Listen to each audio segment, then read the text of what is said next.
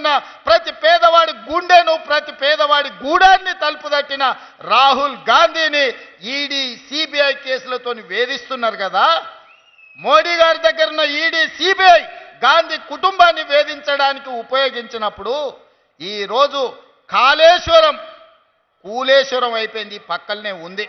1,00,000 కోట్లు దిగమింగి కాళేశ్వరం ఏటీఎంగా మారిందని మీ మోడీ గారే చెప్పిండ్రు కదా. సిబిఐ విచారణకు మీకు పంపించి 6 నెలలు అయ్యింది. ఎవడడ్డుకున్నాడు? ఈ కార్ రేస్లో ఈడీ కేసుకు పంపించి 6 నెలలు అయింది.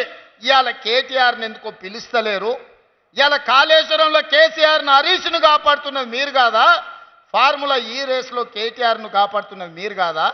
మరి ఎందుకు సిబిఐ ఈడీ ఈరోజు కేసీఆర్ హరీష్ కేటీఆర్ను విచారణకు కూడా పిలిపిస్తలేరు, అరెస్ట్ చేసి లోపల పెడతలేరంటే కిషన్ రెడ్డి గారు నల్లికుట్ల మాటలు మాట్లాడుతున్నారు. నాకేం తెలుసు, నేనెట్లా చేస్తాను?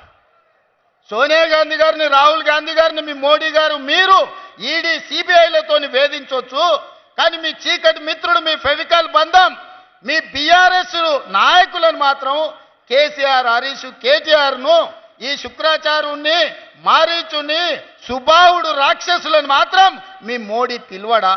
ఎందుకు కంచేసి కాపాడుతున్న కిషన్ రెడ్డి అని నేను అడుగుతున్నా. అందుకే కిషన్ రెడ్డిని ఇప్పటి నుంచి కిషన్ రెడ్డి అనే సమస్యనే లేదు.